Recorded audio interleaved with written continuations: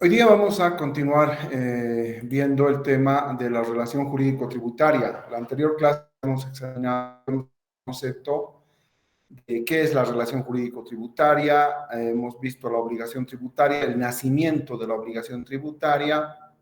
Asimismo, hemos descrito de forma muy sucinta cuáles son los de la obligación tributaria y el objeto de la obligación y el objeto del tributo. Y por último, habíamos visto las exenciones tributarias.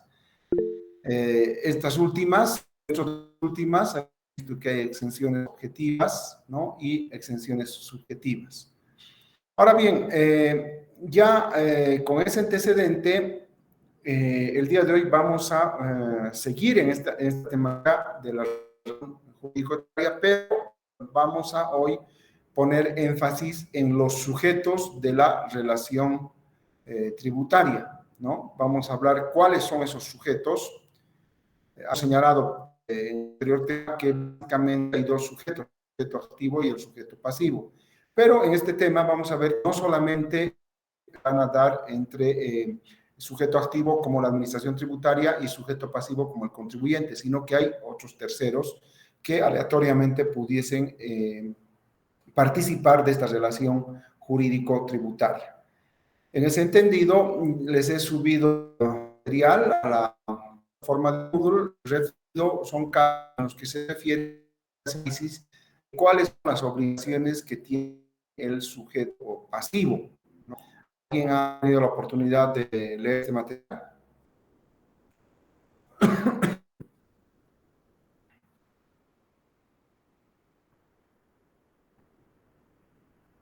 ¿Alguien ha leído este material o no?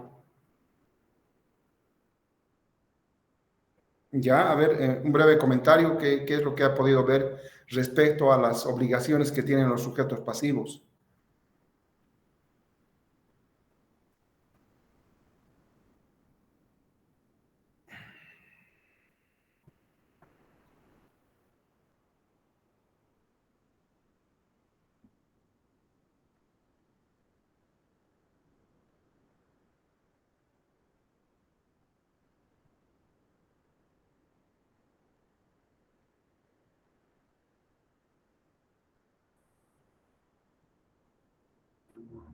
A ver, básicamente descríbanos el problema.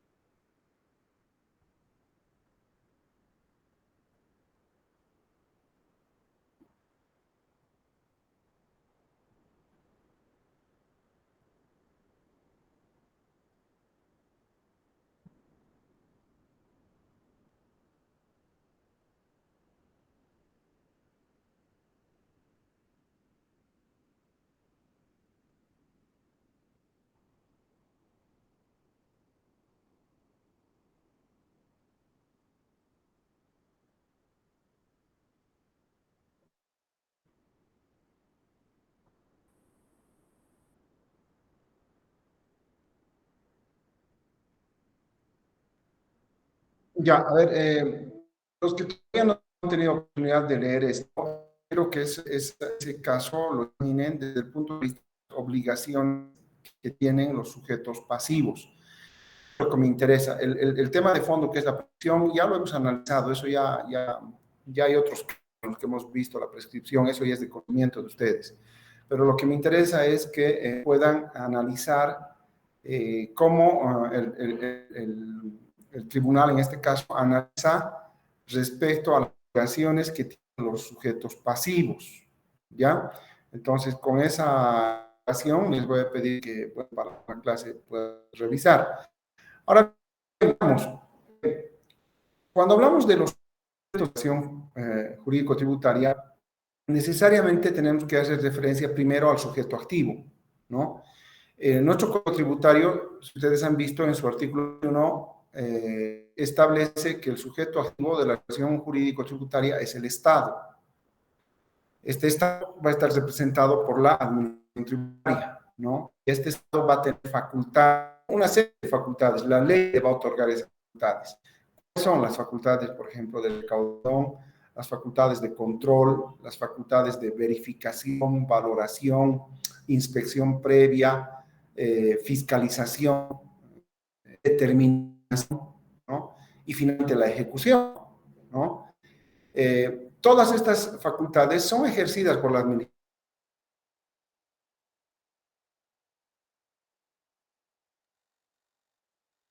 tributaria, no solamente es el Servicio de Impuestos Nacionales, ¿no? La administración tributaria existe a nivel nacional, a nivel departamental y también a nivel municipal, ¿no? Entonces, todas estas facultades van a ejercer, ya sea por nivel departamental, nacional o municipal. Ahora, esas actividades, ese conjunto de facultades que tiene el sujeto activo, pueden, el mismo Código Tributario faculta a que las mismas puedan ser otorgadas en empresas o sociedades privadas. Pregunta, ¿cuál de esas facultades que hemos hecho mención podrán ser otorgadas en concesión a particulares? ¿Conocen ustedes algún caso de esas facultades que es ejercida por particulares? Doctor, Adelante. si no me equivoco, uno de ellos puede ser la recaudación. ¿Perdón? La recaudación. Ya, ¿de qué forma es eso? A ver si nos puedes aclarar un poquito más.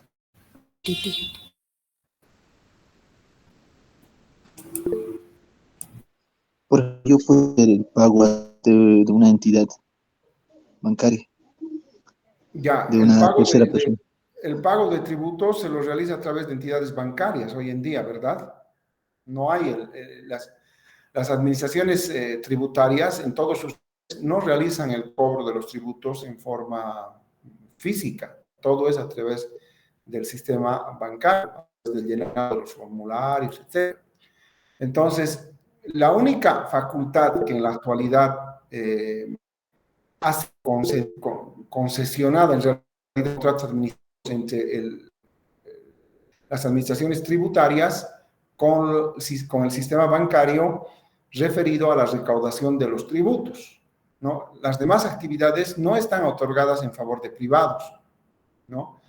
¿Por qué esto de la recaudación? Porque por un tema de necesidad, de comodidad de recaudación, un tema de logística, de infraestructura, es mucho más fácil. El sistema bancario tiene agencias a lo largo y ancho del Estado boliviano, sin que ello implique mayores gastos para la administración tributaria de establecer oficinas o infraestructuras físicas en otros puntos donde ya existen entidades bancarias, así sean estas privadas, ¿no?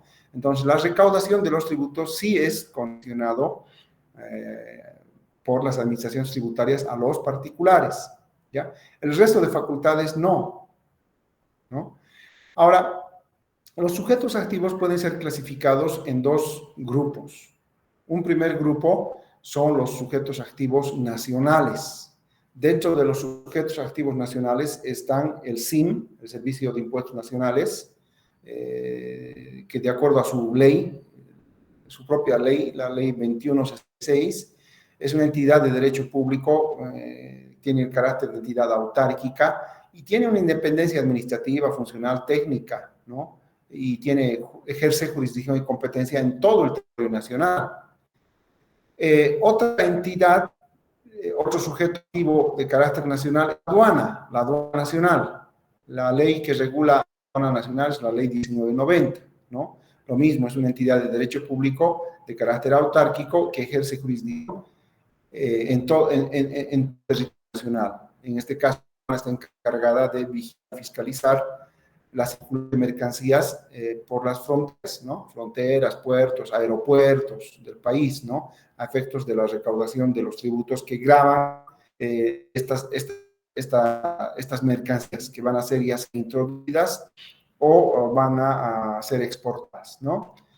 El otro grupo de sujetos activos se refiere a los sujetos activos departamentales, en que se toman en cuenta los gobiernos autónomos departamentales y los gobiernos, ¿ya? O sea, estos no ejercen son de carácter nacional. En el caso de los gobiernos autónomos departamentales será el departamento, y en el caso de los municipios, en un mismo departamento podrán coexistir diversos gobiernos municipales, ¿no? Entonces, entendido o hecha esa precisión, pasemos a examinar los sujetos pasivos. Nuestro código tributario, en el siguiente artículo, que es el artículo 22, hace una breve descripción de lo que se entiende por sujeto pasivo, ¿no? Dice, el sujeto pasivo es el contribuyente o sustituto del mismo, dice. O sea, aquí hay que tomar en cuenta algo, ¿no? No te estás diciendo que solamente es el contribuyente. Dice, el sujeto pasivo es el contribuyente o sustituto del mismo, quien deberá cumplir las obligaciones tributarias establecidas conforme dispone el Código Tributario.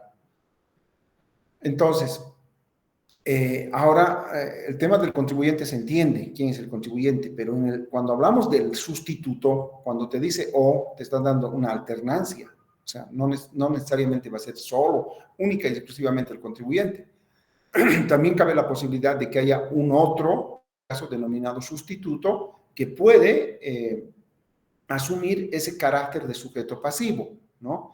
¿Qué implica sujetos pasivos? Implica que va a ser la persona que va a soportar la carga tributaria, va a asumir una posición deudora, va a estar obligado, va a estar constreñido a realizar la prestación, ¿no? ¿Cuál es la prestación? Ya hemos explicado eso, ¿no? La prestación de dar, entregar una suma de dinero, ¿ya? Entonces, cuando comparación contribuyente y sustituto, necesariamente tenemos que remitirnos al Código Tributario, al artículo 23, donde ya te habla de forma mucha más específica de qué se entiende por sustituto y cuál es la diferencia contribuyente, ¿no? Dice el artículo 23, el contribuyente es el sujeto pasivo respecto del cual se verifica el hecho generador de la obligación tributaria. Ahora, dice, dicha condición de contribuyente puede recaer en las personas naturales, prescindiendo de su capacidad según el derecho privado. Ese es un primer supuesto. Esto es importantísimo. ¿Qué significará que puede ser contribuyente una persona natural prescindiendo de su capacidad según el derecho privado? ¿Alguien me puede una idea?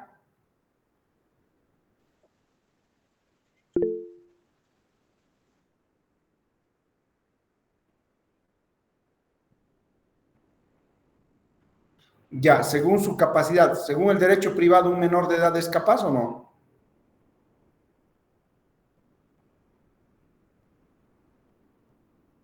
Curso, ¿me escucha el curso o no?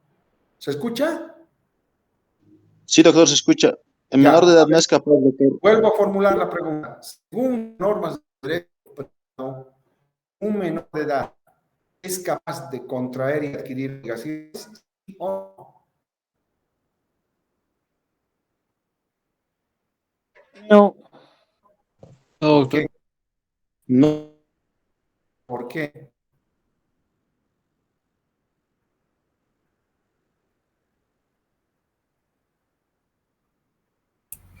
Doctor, solo los emancipados podrían ser capaces o a través de tutor, ¿Por qué el menor no es capaz? Le estoy preguntando.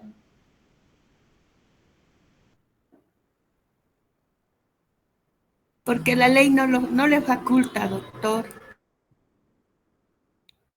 Aparte, la ley, ¿qué establece respecto a la capacidad? La mayoría de edades a partir de los 18 años, doctor. Muy bien. Para el derecho civil, una persona a partir de los 18 años recién adquiere la capacidad legal, recién es sujeto de derecho, ¿no es cierto? Pero para el derecho tributario no es así. Puede resultar, siendo la calidad de contribuyente, un menor de edad. Por eso dice personas naturales prescindiendo de su capacidad según el derecho privado. ¿Qué ocurre? Un patrimonio a nombre de un menor de edad, un patrimonio que genere ingresos, Supónganse un edificio de oficinas, de departamentos, lo que fuera, y estos se alquilan. Hay una actividad económica y el menor de edad es el titular, el dueño del inmueble. Entonces, el contribuyente, para efectos del derecho tributario, va a ser ese menor de edad, independientemente del civil y la otra cosa. A eso se refiere este primer supuesto. Segundo, dice, en las personas jurídicas y en los entes colectivos, a quienes las leyes atribuyen calidad de sujetos de derecho. ¿A qué se referirá esto? Las jurídicas y demás entes colectivos.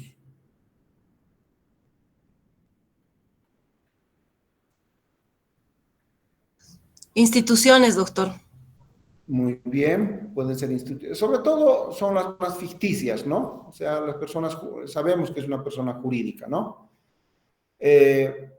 Ahora, hay otro supuesto que este mismo código dice en las herencias yacentes, comunidades de bienes y demás entidades carentes de personalidad jurídica que constituyen una unidad económica o un patrimonio separado, susceptible de imposición, salvando los patrimonios autónomos emergentes de procesos de titularización y los fondos de inversión administrados por sociedades administradoras de fondos de inversión y demás fideicomisos.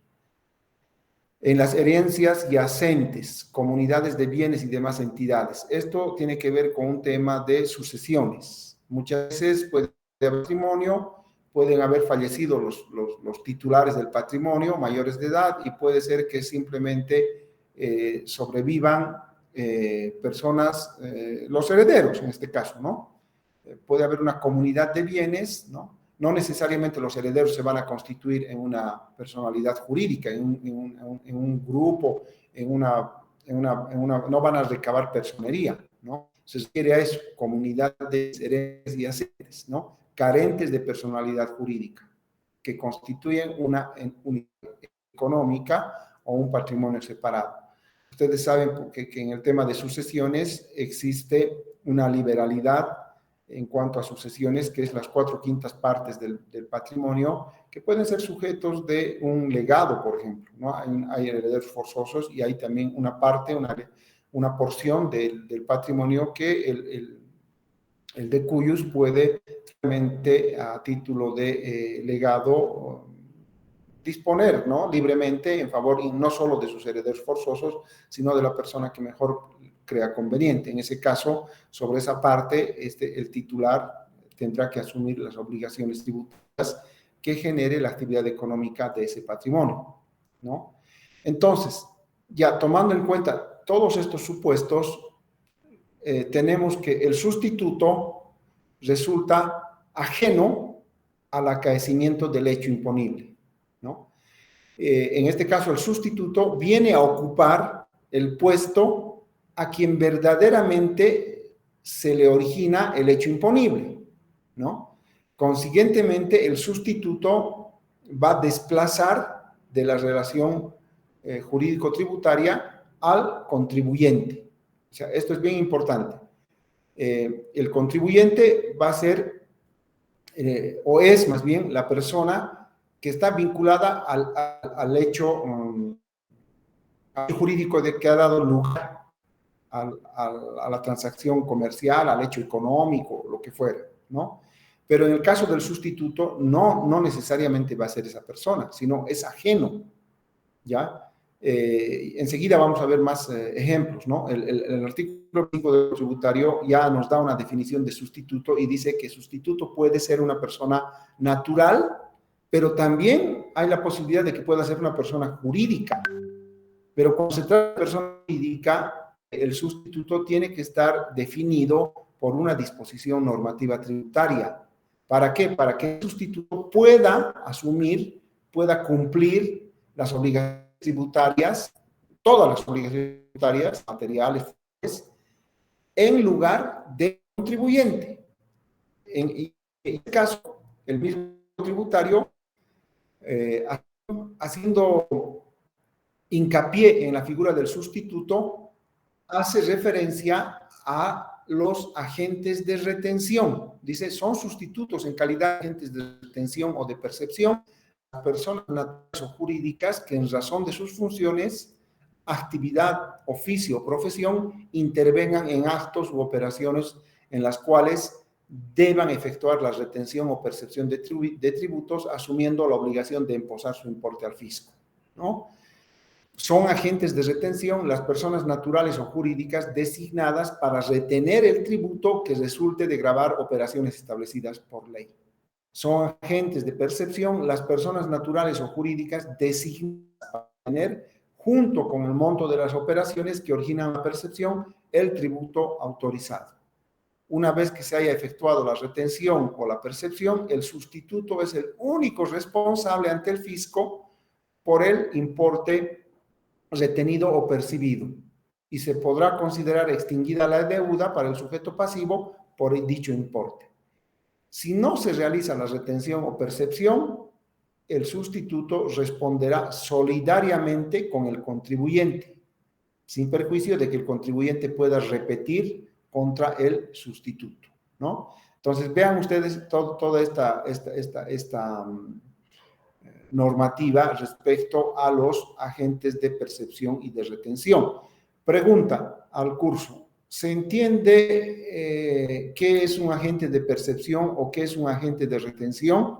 Les hago esta pregunta porque yo les he dado casos anteriores, les he puesto en la plataforma, donde en alguno de esos casos se hace referencia al agente de retención.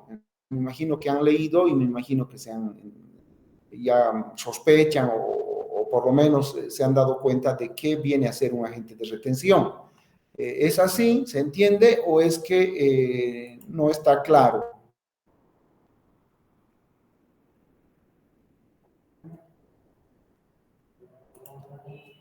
¿Qué dicen?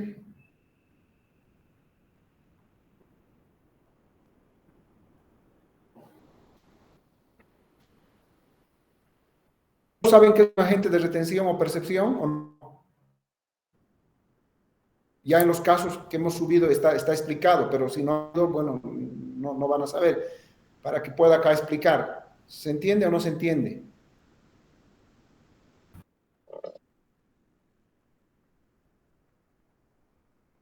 Doctor, no, por mi parte al menos no, yo no entiendo, va a disculpar. No se preocupe, no hay problema. Si no entienden, yo les explico con mayor gusto. A ver,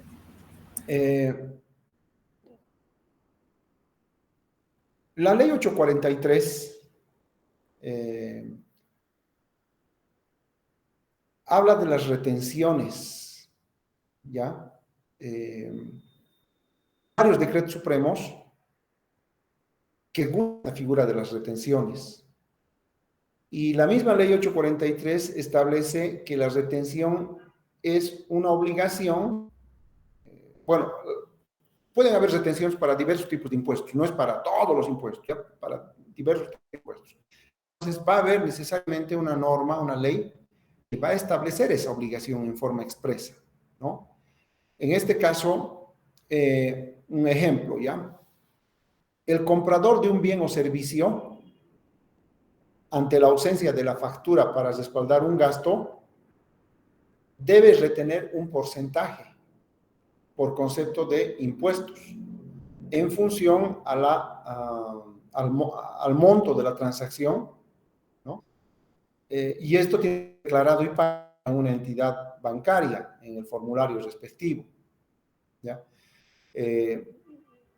Por ejemplo, hay retención en los impuestos por compras de bienes, en el IUE, en el IT, en el caso de los servicios, ¿no? Las retenciones alcanzan al 12,5% y además el 3% del IT. A ver, ¿qué ocurre cuando... a ver, supongamos que ustedes son funcionarios públicos y en entidad requieren... Ustedes en una entidad tiene que haber descargos absolutamente de todos los gastos y esos descargos se los acredita con la factura respectiva. ¿Qué pasa si a la persona que le vas a comprar el servicio o el bien no tiene factura? Puede que sea una persona que sea del régimen simplificado o finalmente un servicio, necesito un electricista ya, ¿no? Un electricista, un albañil, por ejemplo, que te repare alguna avería que no requiere mucha empleo de muchos materiales y demás, ¿no? Entonces tú vas, contratas una persona que normalmente es una persona que no tiene registro de NIT para la prestación de sus servicios, una persona que desempeña su trabajo en el ámbito informal, difícilmente depender si le dices retener, ¿no? Yo he visto casos que incluso, por cuánto me haces trabajo, por ejemplo, por decir, por 2 bolivianos, muy bien, a pagarle los 200 bolivianos, si tú le prestas retención, va a haber acuerdo, va a molestar, se va a enojar, usted puede agredir. La ley 843 respecto al IVA te dice que tú, en esos casos, debes retener, debes hacerle una retención. Entonces, ¿qué hacen en muchas entidades públicas? En algunos casos, por ejemplo, la compra de salteñas. A veces la señora que venía no necesariamente va a adquirir de un local del comercio formal, puede adquirir de un puesto callejero, por ejemplo. Ese puesto callejero no tiene factura, no tiene NIT. Entonces, muchas veces, ¿a cuánto cuestan las salteñas? 5 pesos. Entonces, te voy a retener. Y para hacer la retención, muchas veces el precio original lo suben, ¿me entienden? A 7 pesos, por decir. Y hacen una retención de 2 bolivianos por cada salteña, por ejemplo, ¿ya? Lo que te dice el agente de retención es eso. Eso se da, por ejemplo, cuando un profesional, un consultor, es contratado por una entidad pública, ¿no? Los que más aplican esto son las públicas. En el caso de los particulares, están obligados, pero no se cumple. Difícilmente un privado por cualquier servicio, va a ejecutar la figura de retención, porque primero es desconocido, tanto por quien solicita el servicio, como también no es comprendido y menos tolerado por la persona que va a prestar el servicio. Nadie va a querer hacerse retener, pero sí es frecuentemente utilizada, sobre todo por las entidades públicas. ¿Qué pasa? Haces una consultoría. Supongamos a mí me contrata la Contraloría, y de hecho, yo en muchas comunidades he hecho consultorías para la Contraloría, para la Escuela de Gestión Pública, para varias entidades públicas. Entonces te dice, muy bien, le estamos contratando, usted va a hacer tal trabajo, le vamos a pagar 5.000 bolivianos. Muy bien. Llegado el momento, te dicen, muy bien, le vamos a terminar su trabajo, le vamos a cancelar, por favor, nos extiende factura. Entonces, ¿qué pasa si tú no tienes un NIT? Entonces te dicen, si vas a tener factura, le vamos a efectuar la retención, es decir, el descuento de esos 5.000 bolivianos que has acordado, te va a dar un descuento del monto correspondiente al IVA y al IT, que normalmente entre ambos alcanza al 16,5%. Menos ese monto, te cancelan, te debitan de los 5.000 ese monto. Eso no es para que, bueno, eso no significa un ahorro para la entidad pública. Resulta que la entidad pública, como agente de retención dice, debe emposar ese monto retenido en favor de impuestos nacionales a través del formulario correspondiente y en un plazo correspondiente, un plazo perentorio. Eso está regulado de resoluciones normativas de directorio, ¿no? Entonces, los agentes de retención pueden ser personas jurídicas, pueden ser personas públicas o privadas, pueden ser empresas personales, unipersonales, ¿no? O también instituciones, ¿no? ¿A qué efectos? A efectos de respaldar el gasto, ¿no? Los sujetos de retención, de acuerdo a la ley 843, son todas las personas naturales, cualquier persona natural, que adquiera servicios de forma eventual, o también los obligados a que se les retenga, vienen a ser los sujetos que venden bienes o servicios de forma eventual, o sea, es decir, que perciban, ¿no? Un ingreso por la venta de cualquier servicio, pero de forma eventual. Entonces, la ley dice en esos casos se debe aplicar la retención, ¿no? En el caso de pagos de alquiler, bienes muebles, pagos de alquiler de inmuebles, de pagos de préstamos de personas naturales, el IRA, ¿no? Los montos, las cotas en algunos casos el 16%, en otros 3%. Por ejemplo, la percepción de intereses en el sistema bancario.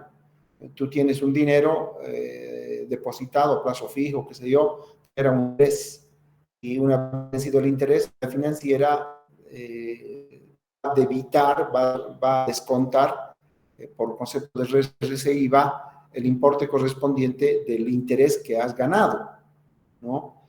Entonces, se aplica esta figura en diversos tributos y en diversas situaciones con trasfondo económico.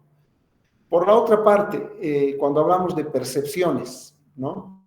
El agente de percepción, ¿qué significa ¿qué implica en realidad el agente de percepción? Ya esto de la retención está claro. Ahora, ¿qué implica ser un agente de percepción? ¿No? En muchas actividades económicas, el puesto viene por dentro, conjuntamente con el precio. ¿Ya? ¿Esto qué significa? Que el momento de la venta del servicio o del bien, el puesto ya está comprendido en el monto total pagado por adquirir ese servicio o ese bien. ¿Ya? Un ejemplo de esto está, por ejemplo, en la ley de juegos de azar. La ley de juegos de lotería y azar establece que es agente de percepción del impuesto a la participación en juegos el operador de azar y sorteos, quien en el momento de la facturación va a percibir el monto del impuesto que posteriormente va a imposar de la forma y plazo que se reglamente, ¿ya? Entonces, a eso se refiere el tema de agente de percepción. Esto también se da, por ejemplo, cuando hay espectáculos públicos. No sé, llega un artista internacional, por decir, va a actuar en el estadio, qué sé yo. Entonces, la empresa que está promoviendo este espectáculo pone un precio a sus entradas, ¿no es cierto? $500, no sé, depende del tipo de artista, va a haber un precio, tienes que pagar $100, lo que fuera. El precio que vas a pagar por esa entrada, ya ese precio ya está incluido dentro de ese precio el impuesto que ese empresario posteriormente tiene que imposar al Servicio de Impuestos Nacionales. Entonces, el Servicio de Impuestos Nacionales le controla de forma mucho más fácil, ¿no?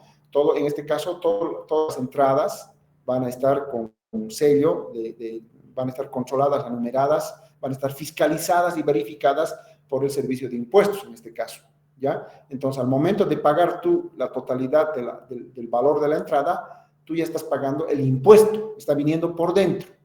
Y el que te vende la entrada, la empresa que está auspiciando ese espectáculo, se está convirtiendo en agente de percepción, está percibiendo el impuesto conjuntamente el valor de su bien o servicio, ¿ya? Posteriormente, ese monto correspondiente al impuesto tendrá que ser depositado por este empresario en favor del Servicio de Impuestos Nacionales. ¿Se entiende esto del agente de retención y agente de percepción? ¿O hay alguna pregunta?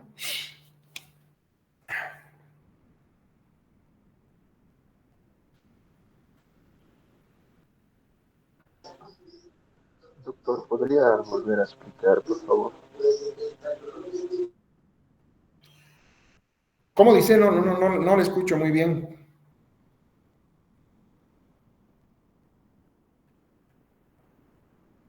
Entiendo, doctor. ¿Se entendió? ¿O alguien tiene alguna duda? Si tienen alguna duda, manifiesten ahora para que pueda volver a escribir, no sé. Doctor, disculpe, una consulta. Esa retención que se nos hace nos sirve para descargarnos cuando tengamos que hacer algún tipo de pago de tributos. Depende, pues, en régimen estás. Digamos que estoy en el general. Sí, te sirve, o sea, la entrada, el tema es que el impuesto, ¿en qué caso me estás hablando? ¿Retención o percepción? En percepción. En percepción, tú has ido a un espectáculo, te sirve para descargo, lógicamente, siempre y cuando no esté regulado, por una ley especial y te diga que esta no sirve para descargo. Un ejemplo, la venta de libros. Te van a dar factura, pero no sirve para descargo. Estoy hablando de libros nacionales. Por ejemplo, la venta de gasolina. Tú cargas gasolina, pagas a 3.71, creo que es el litro, te van a dar una factura por el total, pero el monto total no te sirve para efectos de descargo, porque ya como la gasolina está subvencionada, ahí el gobierno saca una disposición legal que le disminuye el valor de transacción a efectos de descargo. Por eso mucho depende de qué tipo de bien o servicio estás adquiriendo vía agente de percepción. No todos son uniformes, el tratamiento es único para todos, mucho depende. Ah, ya. Sí, Ya. En general, la figura del agente de retención está comprendido y la del agente de percepción está claro, o hay alguien que no logra entender eso para seguir explicando o detenerme un poco más en esta parte. La del agente de retención, sí, doctor. No sé si podría dar otro ejemplo del de percepción. ¿Agente de qué? ¿De percepción? Sí, doctor. Ya. A ver.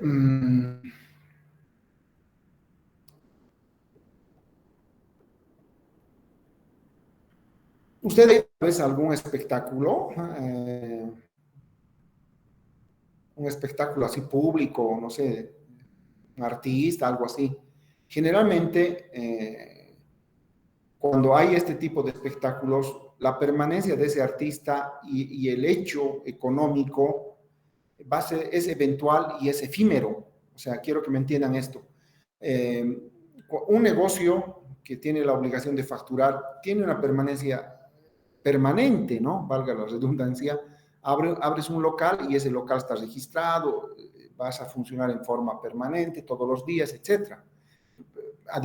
Se le puede fiscalizar, requerir más información, multar, decisiones a futuro, porque ese establecimiento comercial es permanente. No ocurre lo mismo con el tipo de actividades circunstanciales. El ejemplo que les ponía, públicos. Esa empresa y el mismo en realidad son contratos que hacen, ¿no? Empresa de espectáculos con un artista, va a venir, va a actuar una noche y al día siguiente se va a ir, ¿no es cierto? Entonces, esa empresa, hay una reglamentación para hacer percepción.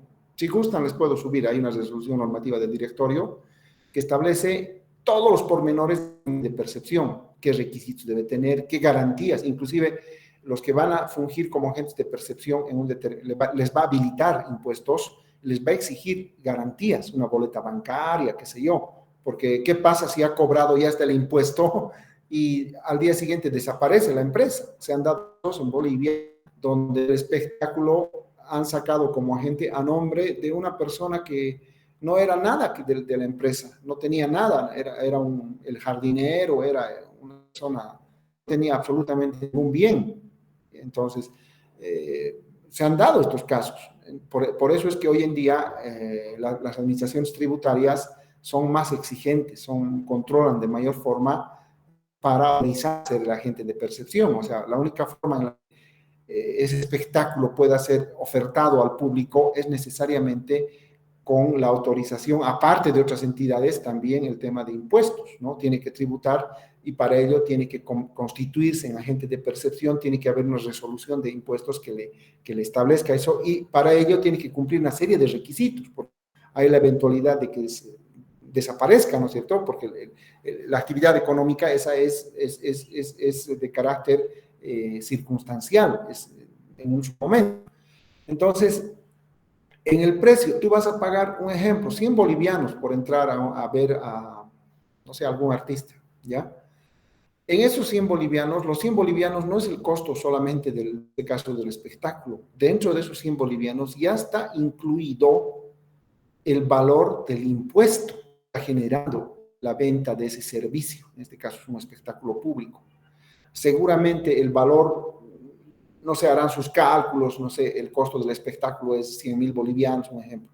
Tengo que vender 100 entradas a 1.000 bolivianos para recuperar mi inversión, pero encima de eso el local tiene una capacidad de 500 personas, todo, se hace cálculos, ¿no es cierto? Todo en base a cálculos. Entonces, dentro del valor de la entrada ya va a estar incluido el impuesto, el importe del impuesto.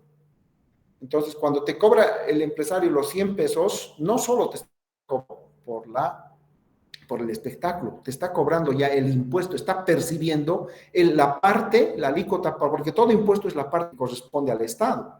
Está percibiendo, por eso de percepción, está percibiendo el monto que le corresponde, en este caso, al Estado, con el compromiso de, una vez concluido el espectáculo, él tiene el depósito en la forma, en el plazo que esté establecida en reglamentación, en este caso, la resolución normativa de directorio, que regula a los agentes de percepción, ¿no? El otro ejemplo que les puse es el tema de donde ya se habla de agente de percepción, el operador de los juegos de azar. No sé si alguna vez ha tenido oportunidad de ir a una casa de juegos, ¿no? Donde las máquinas tragamonedas.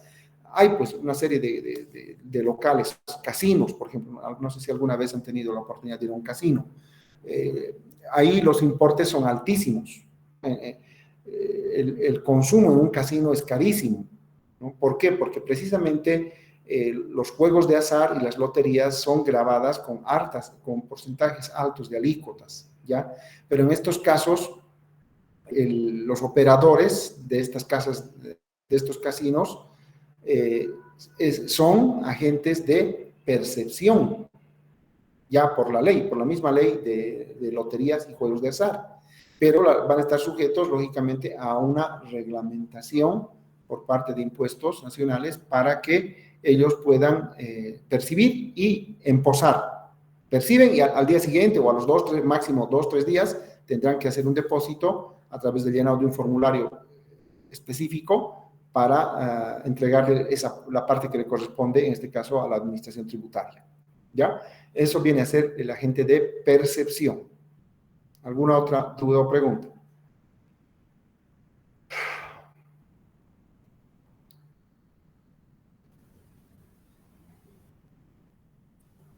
Entonces, hay parámetros específicos para estos agentes de percepción, ¿no? O sea, digo, Claro. una como... Sí, claro que sí. Hay resolución normativa de directorio que regula en detalle todo esto. Les voy a subir para efectos de que conozcan, mejor les subo esta resolución normativa a la plataforma de Moodle para que puedan satisfacer su inquietud. ¿De acuerdo?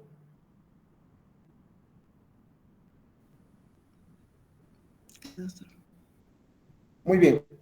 Sigamos. Ahora, centremos nuestro análisis en la capacidad jurídica. ¿Ya? Ya sabemos que la capacidad jurídica no es igual que en el derecho civil, ¿no? En los otros temas de derecho tributario hemos hablado de la autonomía del derecho tributario, no sé si se acuerdan. En este caso, se reafirma con este ejemplo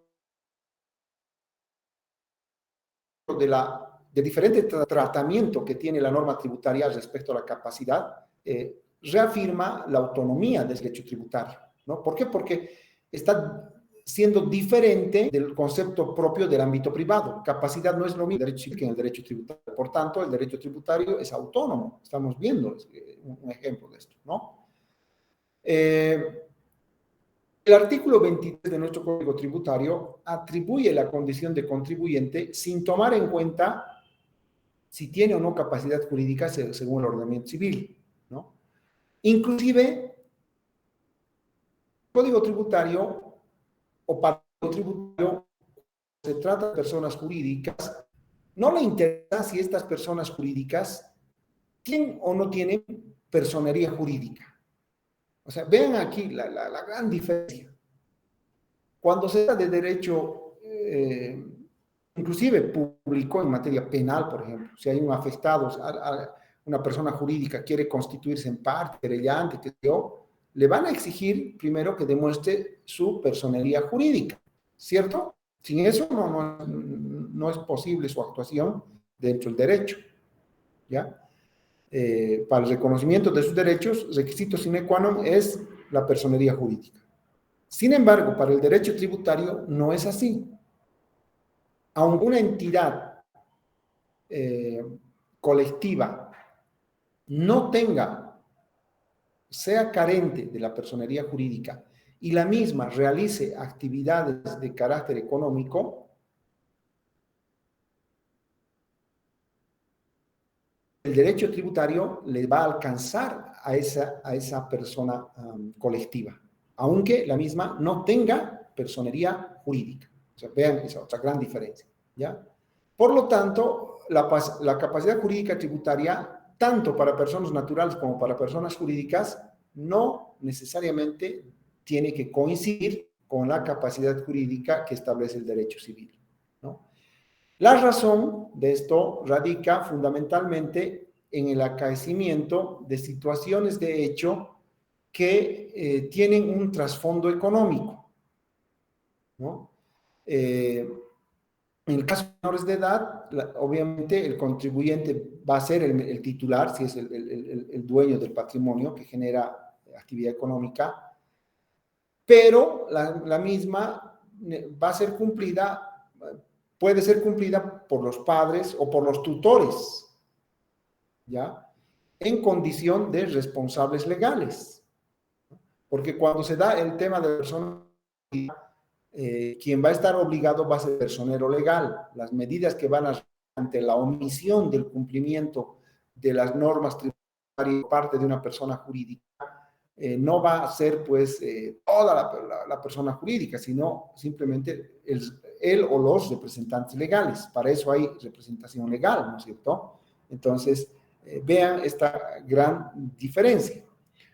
Ahora, otro punto que tiene que ver mucho con estas diferencias que estamos viendo es el tema de la solidaridad tributaria, ¿ya? Para el derecho tributario, las obligaciones, en el fondo ya hemos dicho esto una vez más, la obligación de pago, en este caso del tributo, en el fondo es una obligación, no deja de ser una obligación de carácter, como en materia civil, obligaciones, ¿no? Pero cuando se trata de obligaciones tributarias, estas se entienden que son solidarias. La obligación de pago es solidario, ¿no? En este caso, ¿qué significa que es solidario? Significa que todos los que están obligados, llámese sustituto, llámese contribuyente, llámese tercero responsable, todos ellos van a responder, están obligados solidariamente. ¿Ya? Eso significa que la administración tributaria puede exigir a cualquiera de esos tres, no necesariamente en orden de prelación, sino puede exigir a cualquiera de esos tres, ¿ya? Salvo que una norma establezca grados de prelación, ¿no? ¿Qué significa que sea solidaria? Significa que la obligación, primero, puede ser exigida de forma total. Hay que diferenciar esto, para esto es necesario un poquito remontar a obligaciones en materia civil. Las obligaciones generalmente son de dos tipos, ¿no es cierto? Las solidarias y las mancomunadas. Hay una diferencia. Cuando es común te permite dividir el total de la obligación en los partícipes. Si la obligación es 100 y son 4 obligados, cada uno está obligado solamente a pagar 25. Esa es una obligación mancomunada. Yo pago 25 y a mí el acreedor no me tiene por qué seguir exigiendo. Esa es una obligación mancomunada. En cambio, la obligación es solidaria cuando el acreedor puede exigir, está en la libertad de exigir la totalidad del pago, de la obligación total, del monto total, a cualquiera de los obligados. En este caso, siguiendo el ejemplo, es 100 la obligación, son 4 los obligados. La administración tributaria podrá exigir el pago, podrá recaer, tomar medidas legales contra cualquiera de los 4. Ahora, indudablemente, eso va a estar marcado por la patrimonial. lo que quiere la administración tributaria es qué cosa, cobrar el monto, y en estos casos eso recae siempre sobre el patrimonio. Entonces el nivel patrimonial de los obligados, no, la administración tributaria se va a inclinar, va a preferir recaer sobre aquel obligado que tenga patrimonio, que tenga bienes, vehículos, terrenos, inmuebles, cuentas bancarias, lo que fuera, ¿ya? Independientemente de que ese obligado sobre el cual ha caído la administración tributaria pueda asumir acciones de repetición contra el resto, pero eso ya es un tema que se regula por la vía privada, ¿no? El pago total asumido por uno de los deudores en la obligación solidaria libera al resto, ¿no? Si hay 3 obligados por cuenta propia o por cuenta de terceros y hace un sustituto, supongamos que la administración tributaria ha tomado medidas sobre el sustituto y este ha asumido el pago para no tener mayores problemas, libera de esa obligación al resto, pero el sustituto ya puede iniciar acciones de repetición, ¿no? En el caso de las obligaciones formales, lo mismo. Cualquiera de los obligados puede realizar la obligación formal y esto va a liberar al resto de los obligados. Ahora, en el caso de las exenciones, ya eso hemos explicado en la clase anterior, ¿recuerdan? Exenciones. Las exenciones alcanzan a todos los beneficiarios, con la salvedad de que la exención haya sido concedida en base a consideraciones subjetivas. ¿Se acuerdan que hemos visto exenciones de carácter objetivo y subjetivo? Les ponía el ejemplo de un consciente, ¿no? En este caso, la exención va extensible al sujeto, no a todos los obligados, ¿no? El sujeto puede exigir el cumplimiento al resto de los obligados, deduciendo la parte que le corresponde a la persona que ha sido beneficiado con la exención, ¿no? Cualquier interrupción o suspensión de la prescripción en favor de uno o cualquiera de los obligados va a favorecer o va a perjudicar al resto. En otras palabras, la solidaridad indica que el destino de los obligados va a estar estrechamente vinculado. No van a poder desligarse por acción de carácter individual. Si lo hacen de forma individual,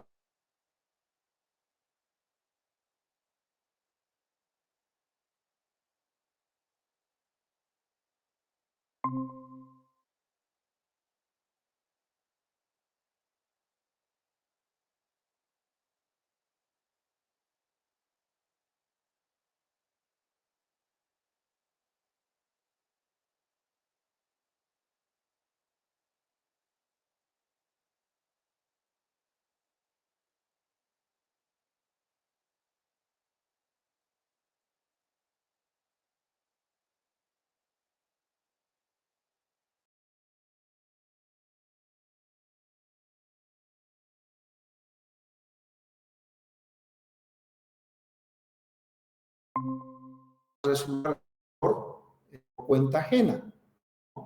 En estos casos, la responsabilidad de este tercero, extraño a esa relación tributaria, va a responder en líneas generales a la figura de la representación que existe en materia civil, ¿no?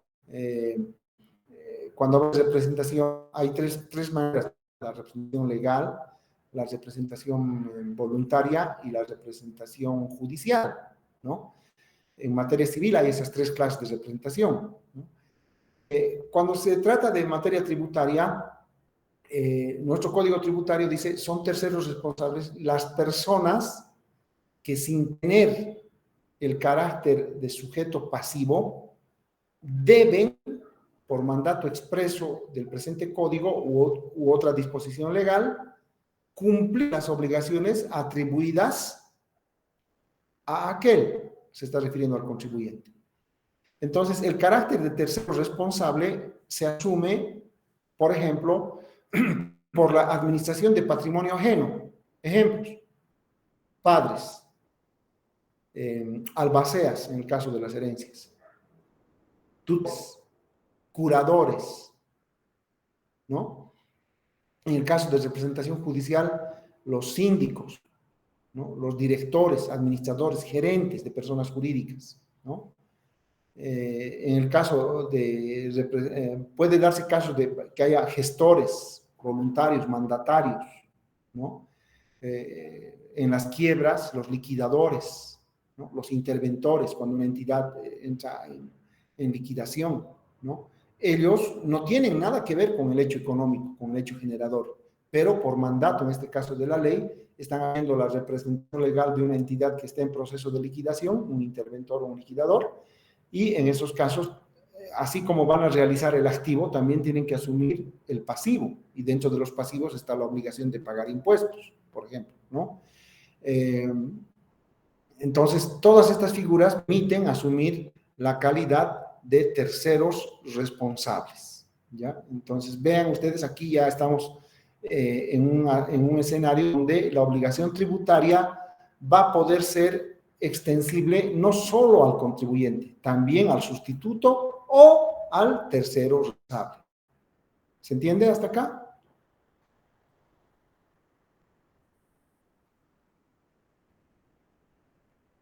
Sí, doctor. Doctor. Doctor, disculpe, tal vez un ejemplo nos podría dar, por favor. ¿De tercero responsable? Sí, doctor, por favor. Por ejemplo, un albacea.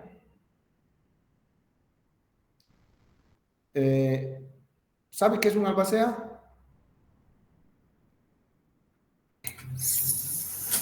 Sí, alguien que está encargado del patrimonio podría ser de una persona que no está apta para decidir. No, eso no es albacea. El albacea está vinculado al tema de la sucesión. Puede ser que haya menores, los herederos sean menores, y puede ser que se haya designado un albacea, una persona, una tercera persona encargada de administrar ese patrimonio mientras los herederos alcancen la mayoría de edad. Entonces, ¿qué pasa si ese patrimonio se alquila, genera dividendos? Entonces, el albacea, el que está encargado de administrar esa sucesión indivisa, lo que fuera, está obligado a pagar los impuestos correspondientes. ¿Pero en calidad de qué? No de contribuyente, tampoco de sustituto, sino de tercero responsable, ¿ya? El caso que usted dice de una persona enferma, un demente puede ser titular de un patrimonio, ¿sí o no? Puede ser. Puede haber heredado una persona que no está bien en su sano juicio. ¿Me entienden? En este caso estaremos hablando de un tutor, ¿no? O un curador. Puede haber una designación judicial que establezca que en tanto esa persona no recobre la lucidez, va a haber un ajeno que va a estar encargado de administrar ese patrimonio, ¿no? Otro ejemplo, a ver, un ejemplo fácil. ¿Ustedes se acuerdan el caso del Banco Fácil? ¿Sí o no? Sí, Colodro, el interventor. Ya. Actualmente hay otro interventor. Ese interventor, ya sea Colodro o el actual, con seguridad que la entidad financiera Banco Fácil ha debido tributos. O sea, su actividad económica generaba obligaciones de esta entidad financiera. Un ejemplo que se me viene ahorita a la cabeza es este año ha entrado en problemas este banco, ¿verdad? Gestión 2023. En febrero, marzo ha empezado. ¿Eso qué implica? Enero y parte de febrero, esta entidad financiera ha trabajado normalmente, ha generado actividad financiera. Y esa actividad financiera está grabada desde el punto de vista de las transacciones económicas que haya podido realizar esta entidad financiera. El IUE del año 2023 todavía no se está pagando, se va a pagar al año, hasta el primer trimestre del 2024. Y así el IUE, sea de un mes, 2 meses, se tiene que pagar, se tiene que establecer los estados financieros, el balance, etc. y va a tener que pagar ¿quién? El liquidador. No porque él haya administrado la entidad financiera cuando la misma ha generado hechos generadores que han dado lugar a la actividad de que agrava un impuesto. No, no porque él sea el contribuyente, porque el interventor en ese momento haya sido el gerente de Fácil. No, no porque haya sido el representante legal de Fácil, sino por hechos que se han suscitado con anterioridad y este señor, al asumir el cargo de interventor o de liquidador, está asumiendo la representación legal de una entidad que ya no está ejerciendo su giro propio del negocio en la actualidad, pero en algún momento tiene que materializar activo con pasivo, tiene que pagar las deudas, asumir obligaciones laborales, ha estado pagando, creo, de beneficios sociales, etcétera, tiene que devolver dinero, en fin, pero dentro de eso, dentro de los pasivos, está la obligación de pago de tributos al Estado. Ese es un ejemplo bien gráfico de lo que es asumir una obligación tributaria en calidad de tercero responsable. ¿Se entiende? Sí, doctor, ahora sí. Doctor, gracias. Perfectamente, ¿verdad? Bien, ¿alguna pregunta hasta acá? ¿Alguien tiene alguna duda o pregunta?